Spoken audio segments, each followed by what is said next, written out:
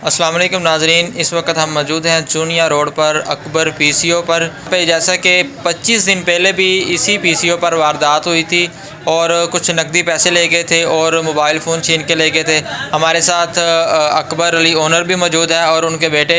हम इनसे जानते हैं कि भाई आज जो मोबाइल वो बंदा लेके गया इनसे, और CCTV फुटेज भी हमारे पास मौजूद है, हम आपको दिखाएँगे।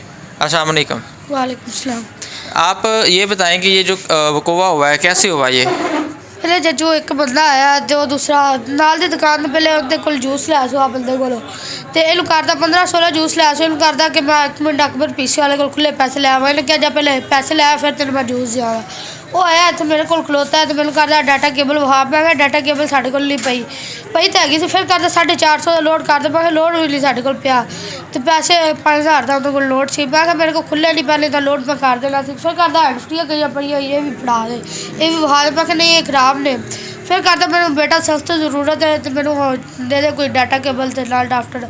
मैं डाफ्टर साडा खराब है तो डाटा केबल तो ठीक है। तो फिर डाटा केबल मैं उन्होंने पढ़ाई तो चेक कराई तो डाफ्टर उन्हें चेक चुक किया, सारा कुछ किया तो उन्हें कहा ठीक है। मैं क्या डाटा केबल सही है तो डाफ्टर खराब है। उन्हें क्या डाफ्टर मैं आपे सही करा लाँगा तो किन्ने को पैसे तो साडा मोबाइल होवे तो मैं रखा करदा तो मोबाइल तो लाओ चेक करा। मैं मोबाइल तो लाओ चेक कराई तो उन्हें आदे पकड़ा एडा लम्मा होंदा परस सी। परस उन्हें मोबाइल के उत्ते रख लिया जिवें आ मोबाइल पिया इहदे उत्ते उन्हें पर्स रख लिया तो पर्स रख के तो उन्हें नाल पर्स चुक लिया तो नाल उन्हें दूसरा मोबाइल चुक लिया।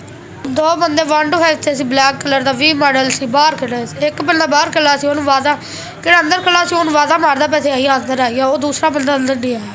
तो जब वो मोबाइल लेके भागा है तो आपने कुछ और वगैरह किया? नहीं, पता ही नहीं लगन देता ना, उन्हें पता ही नहीं लगन देता। बाद जो मैं वेख्या मोबाइल नहीं पिया, मैं ज़्यादा बाहर गया हुए उत्थे चौंक च पुंजे ने तो मैं पुलिस वाली गड्डी बुलाई उत्थे।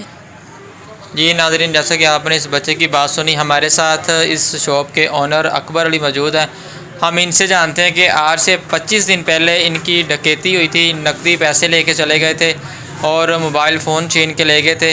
तो अभी तक पुलिस ने ऐसी कोई भी कार्रवाई नहीं की जिससे वो जो मुजरम है वो सामने आ सकें। हमारे साथ अकबर अली मौजूद हैं। हम इनसे जानते हैं कि ये जो 25 दिन पहले इसकी डकैती हुई है, मोबाइल फ़ोन छीन के ले गए और लाखों के हिसाब से पैसे लेके फ़रार हो गए, उस हवाले से कि पुलिस ने क्या इक़दाम किए हैं और क्या कार्रवाई की है। अस्सलाम वालेकुम। वालेकुम सलाम। जो आपकी पहले चोरी हुई है, 25 दिन पहले डकैती हुई इधर, तो उस हवाले से थाना इलाहाबाद की जो पुलिस है उसने क्या कार्रवाई की है? कुछ नहीं किया जी। उन्हें पुलिस वाले ये कहते करने बस 2-3 दिन ठहर जो बंदे अस लभ लाँगे तुहानूं देंगे, लेकिन हाले तक पुलिस वाले कुछ भी नहीं कर रहा है। पुलिस वाले कोई तसल्ली दे रहे हैं, कुछ भी नहीं कर रहा है, कोई हेल्प नहीं करते पे पुलिस वाले। तकरीबन 20-25 दिन पहले डकैती हुई मेरी, 5 लाख रुपए की पैसे लै गया, मोबाइल भी लै गया सी।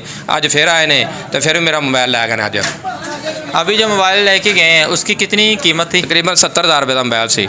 जो आपकी पहली चोरी डकैती हुई है तो उसकी वो FIR की है उन्होंने? हाँ जी, FIR हुई है, लेकिन पुलिस वाले होंगे तो कुछ भी नहीं कर रहा है।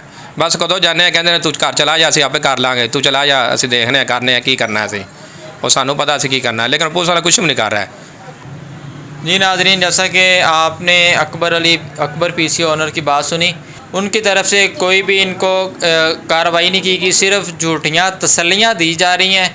और यहाँ नहीं, असीं यह मुकाम तो अपील करने भी साढ़े कड़ी चोरी हुई डकैती हुई साढ़े नाल ते उन्हें ते अमल किया जाए, वो सानू लभ दे दित्ती जाए तो SHO साहब कड़े ने ना उन्हें तो कार्रवाई करन तो ताकि आइंदा किसी नाल ना होवे। साढ़े नाल 15-20-25 दिन पहले हो गई, अज फिर हो गई। SHO साहब नूं पता ही नहीं है किसी गल का, वो कुछ करते ही नहीं पे।